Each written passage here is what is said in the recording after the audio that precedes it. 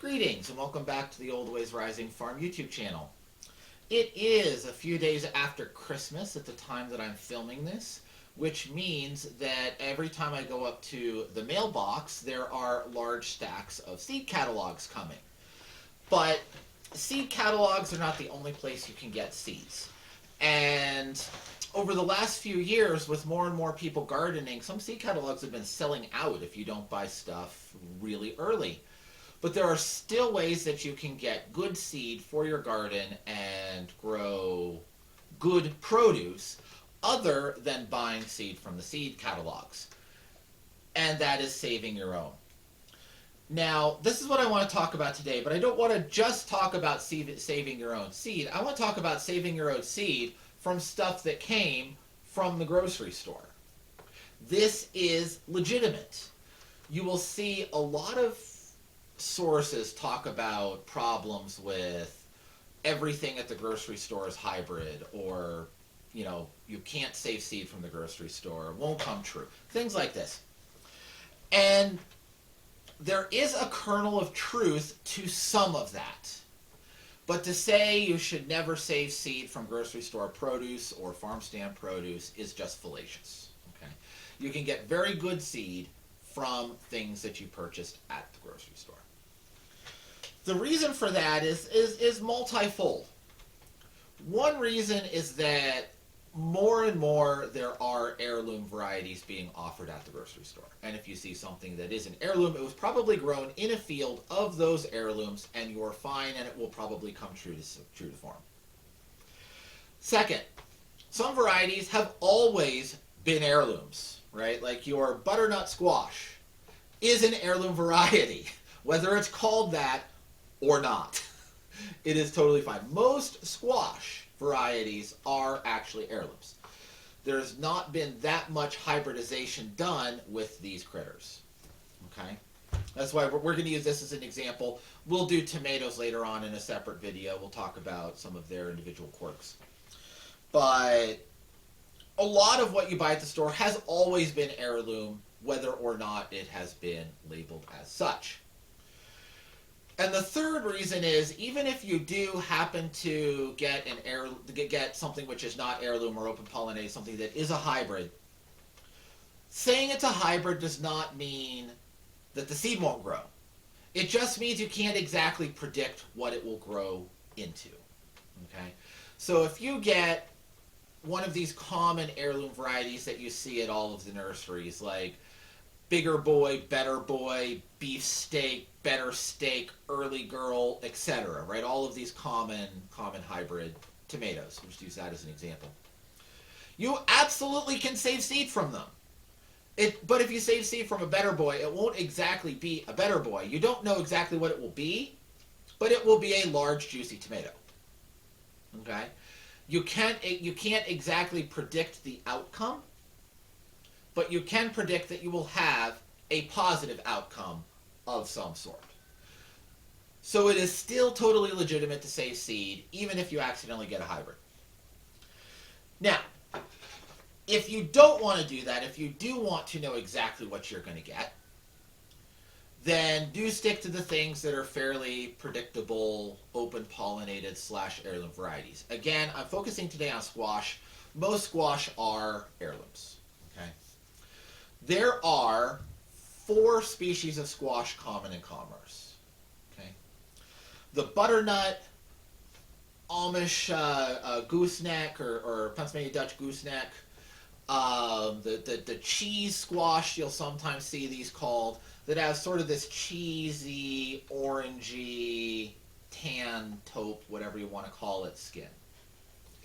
These are Cucurbita muscata. That's the species. Domesticated in the desert southwest through Mexico. Okay? That's one species. The second species I don't have an example of is Cucurbita maxima. These are the big, thick-skinned, long-storing winter squash, your Hubbard squash, your Lakota squash. The pink banana squash is one of these. And that's, again, it's a separate species. The seeds are very distinctive for maxima because they are the biggest of all of the squash seeds that you will see. If you hold a Hubbard seed next to any other squash seed, it stands out for its hugeness. Okay, so you can sometimes just identify these by seed. Also, some of the things called pumpkin, the maxima has a large diversity of skin color, and some of the things called pumpkin are cucurbita maxima, most are not. The cucurbita maxima that get called pumpkins are orange-skinned and gigantics, like Dill's Atlantic Giant is an example of a cucurbita maxima thing called pumpkin. Most are just called winter squash of one form or another. Number 3, I also don't have an example of today, and that's Argyrosperma, and those are the cushaw squash. These are they're green with stripes on them. Sometimes like a solid pale green, but usually they're a pale-ish green with white stripes down them. The common name is the cushaw squash. 3rd species. The 4th species I have a couple examples of, and this is Cucurbita pepo. The 3 I've discussed previously were all domesticated in Mexico and Central America. Some work in the desert Southwest. Pepo is from southern Appalachians through Texas. Okay, so this is the North American domesticate. And there are more varieties of Cucurbita pepo than any of the others. All of your summer squash are pepo. All of your colorful ornamental gourds are pepo. Spaghetti squash is pepo. The pepita seeds, the naked seed squash that are great for roasting directly, you don't have to hull them, are pepo. Most of the small classic, Halloween pumpkins are pepo. Acorn squash are pepo. Okay? So this is where you have the largest number of varieties. These 2 are where you're most likely to accidentally get a hybrid, if you want to stay true to seed. There are a lot of, and it's because they're the most popular. Seed hybridizers are trying to make money. They're trying to get into the mass market. So they're not going to deal with the niche foods. They're going to deal with the large mass market ones. And you'll see a lot of hybrids in ornamental gourds. You'll see a few hybrid varieties of acorn squash. But judging from personal experience, usually an acorn squash grows into an acorn squash, whether it's a hybrid or not, as I drop it and bounce across the floor. Thank you, honey. We will eat that one very soon. And a lot of these pumpkins that are sold more as ornaments than food tend to be hybrids. So if you want to avoid hybrids, avoid these 2 and don't worry too much about the rest. Just save them and grow them. You'll have a decent result. Okay. Now, why do I take all of this time to talk about there being 4 species? The answer to that question is that they will cross varieties within a species, but not between species. So if you're trying to save seed and keep it pure, keep a strain, if you grow butternut squash right next to Amish crookneck, they will cross. Okay, and you'll get a mixture of the traits in the 2. But if you grow a butternut next to a Cucurbita pepo pumpkin, or a zucchini, or a summer squash, all of which are pepo, these will not cross. Okay? So if you want to grow 4 varieties without anything crossing, grow 1 each of the 4 different species. Just a tip. That's why I take the time to mention that. Some of the better catalogs will tell you what species a variety comes to. The more kind of mass market, 20% off your entire order if you order before February type catalogs, you know the type, right? They usually don't tell you the species.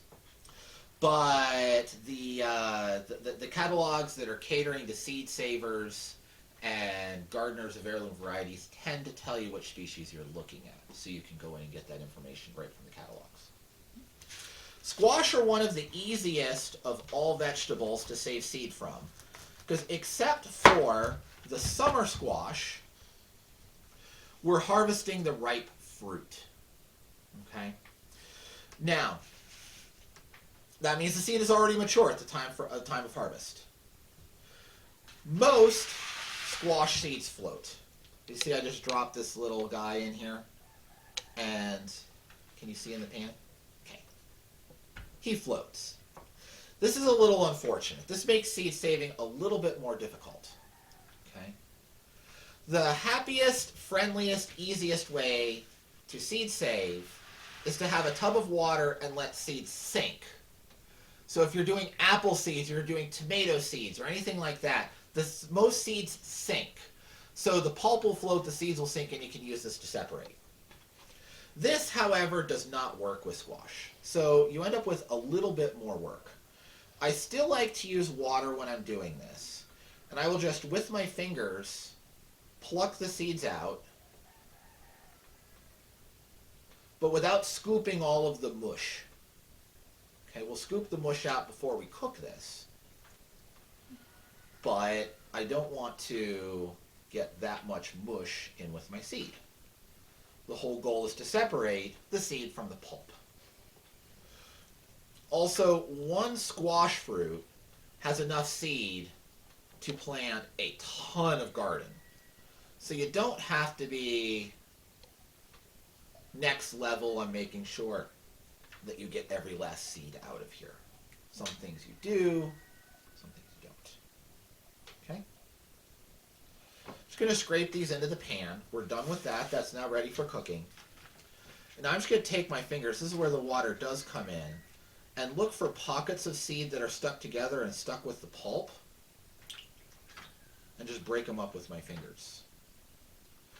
While I'm doing this, I'll say a little bit more about keeping your strains pure. If you do want to grow more than one strain of the same species, then you need distance. The distance on squash is about a 1/4 mile. That's the problem. Because they're bee pollinated. They're bee pollinated, exactly. So if you have patches a 1/4 mile apart, they still could, now I'm just going to pick the pulp out with my fingers. They still could be cross-pollinated by a bee, but a bee is pretty much going to go find a patch of flowers and exhaust it, and not fly from one patch of flowers a 1/4 mile away before it goes back to the nest to unload. So if you're about a 1/4 mile away, you're pretty safe, but not perfectly safe. Now, a little bit of cross-pollination is not a bad thing. That'll keep your genetic diversity high. And keep it more vigorous. Keep your strains more vigorous, exactly. Okay. So now that I use this water to just manually pick out the pulp, now I will just strain the seeds with my fingers, put them on a plate, and then set the plate somewhere out of the way. I tend to like top of the refrigerator for this, and let them dry for at least 2 weeks. Now, squash seed will keep a couple of years at room temperature as long as you keep it dry. It will keep multiple decades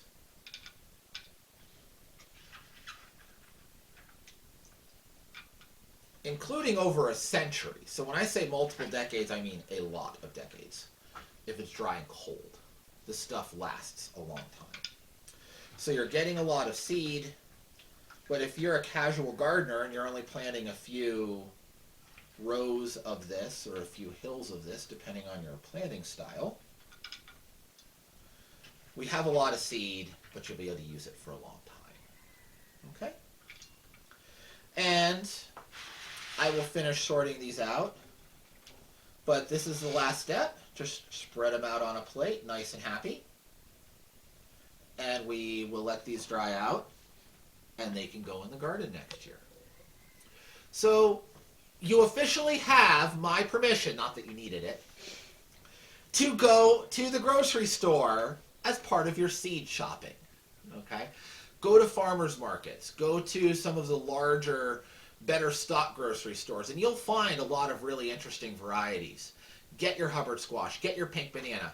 Those are heirlooms. Right? Those are heirlooms. Go find a Pennsylvania Dutch crookneck if you happen to live somewhere in central Pennsylvania.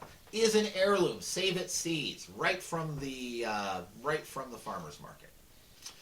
and you'll save money, you'll take some pressure off of the seed companies that are selling out more and more often these days, and you will have a ton of seed for your garden. So do this. Do try this at home. Save some seed. And while you're saving seed, don't forget to like, share, and subscribe, and don't forget to ring the notification bell for more videos of this type. Have a wonderful day, everybody.